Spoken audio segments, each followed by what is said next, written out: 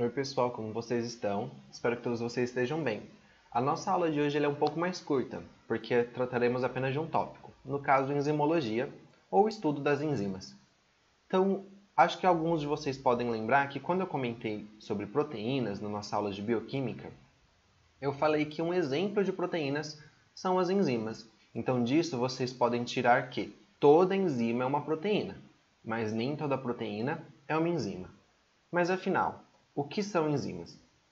As enzimas, também conhecidas como catalisadores biológicos ou biocatalisadores, são proteínas, no caso, que atuam acelerando as reações bioquímicas do nosso corpo e fazendo com que essas reações sejam possíveis de acontecer nas condições naturais. Então, como assim?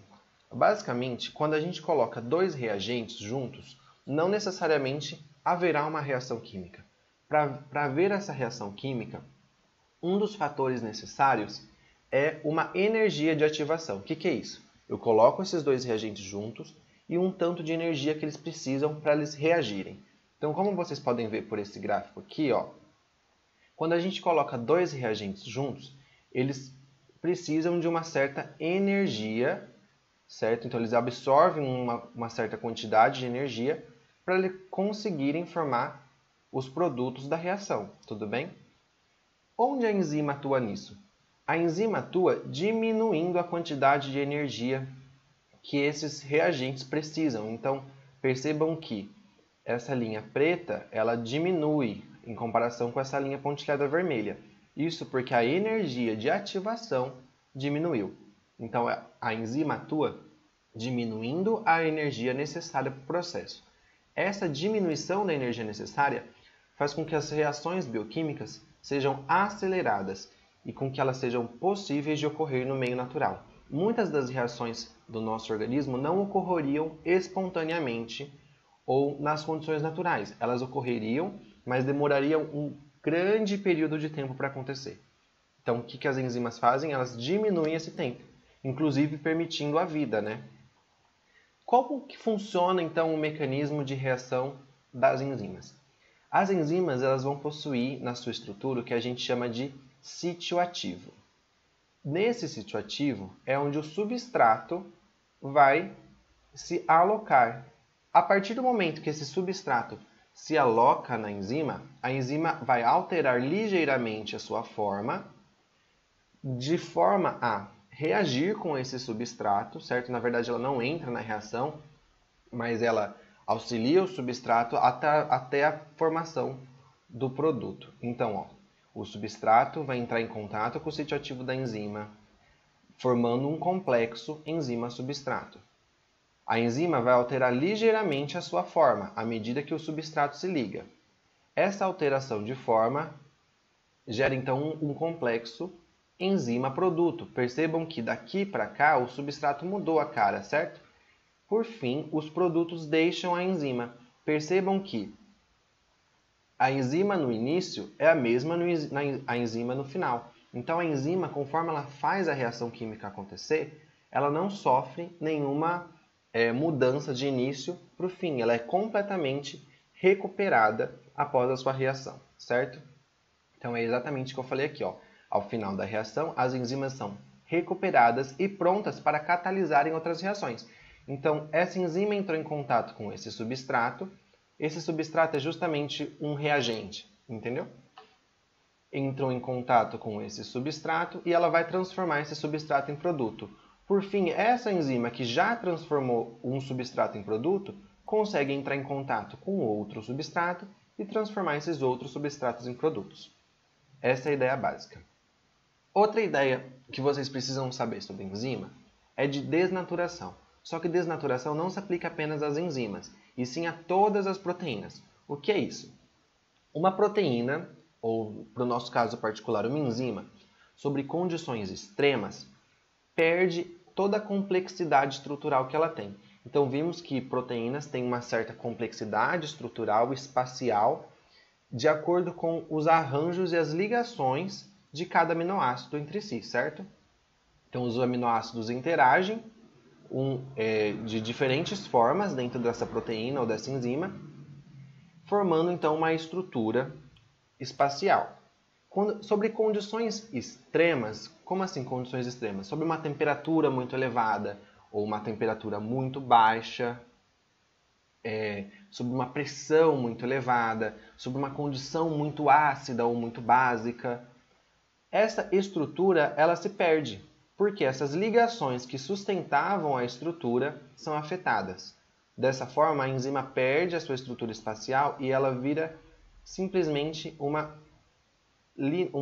cadeia linear, certo? Esse processo de perder a forma, de perder a sua estrutura, fazendo com que também a enzima perca a sua atividade, o que é isso? A enzima perde o poder de catalisar reações químicas, a gente chama esse processo de desnaturação enzimática.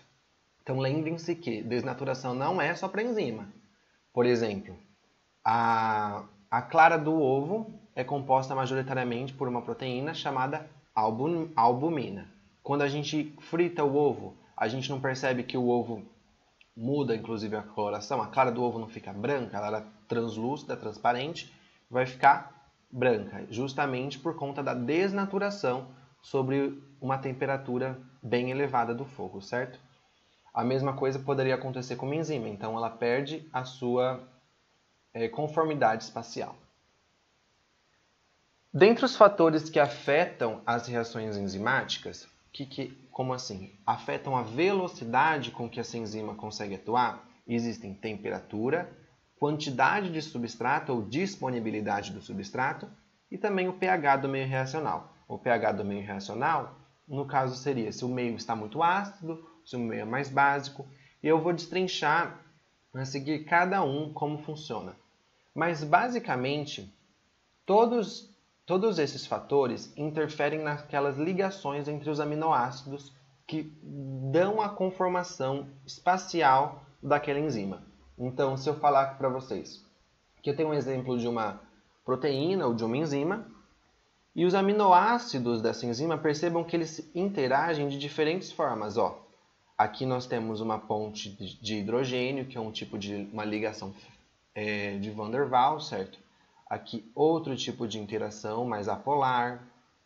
Aqui nós temos uma interação do tipo eletrostática com íons, certo? E enquanto que aqui nós temos uma ligação covalente. Essa ligação covalente, no caso chamada de ponte de sulfeto, é uma ligação forte que muitas vezes é presente nas proteínas e nas enzimas e auxilia na conformação espacial.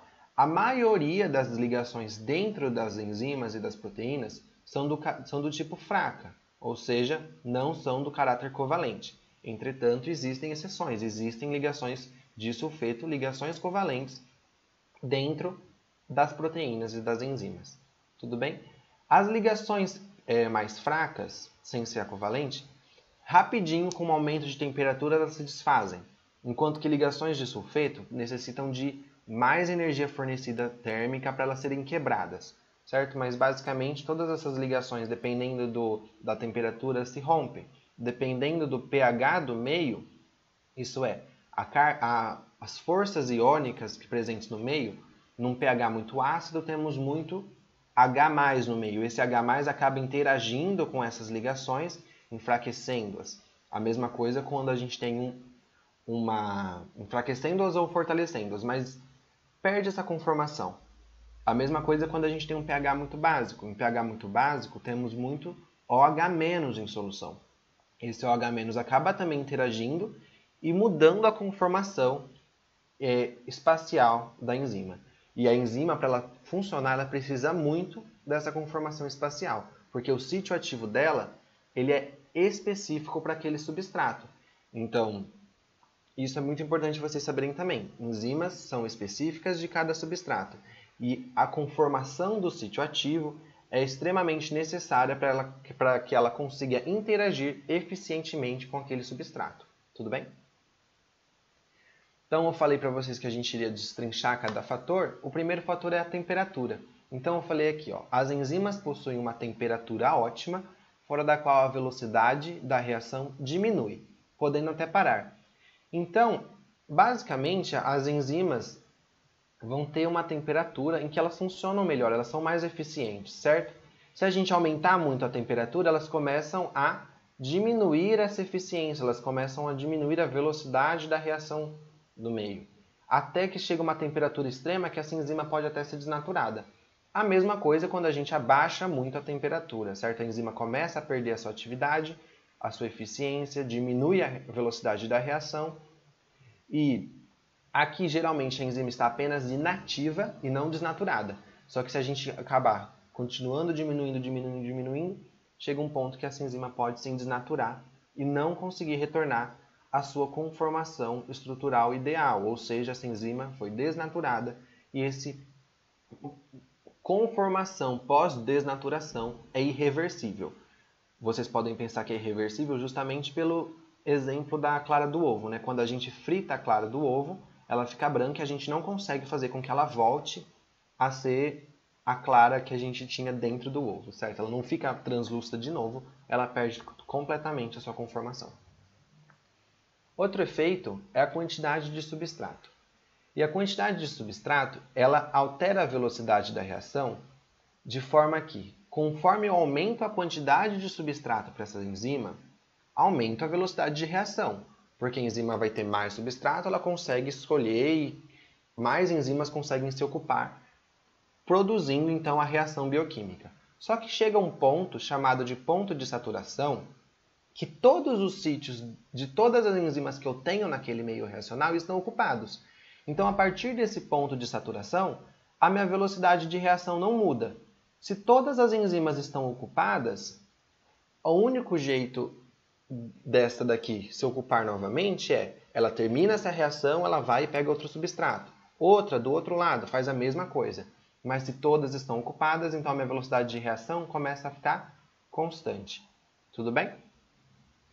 O pH é uma ideia parecida com a temperatura. Então as enzimas possuem um pH ideal para elas terem a sua atividade.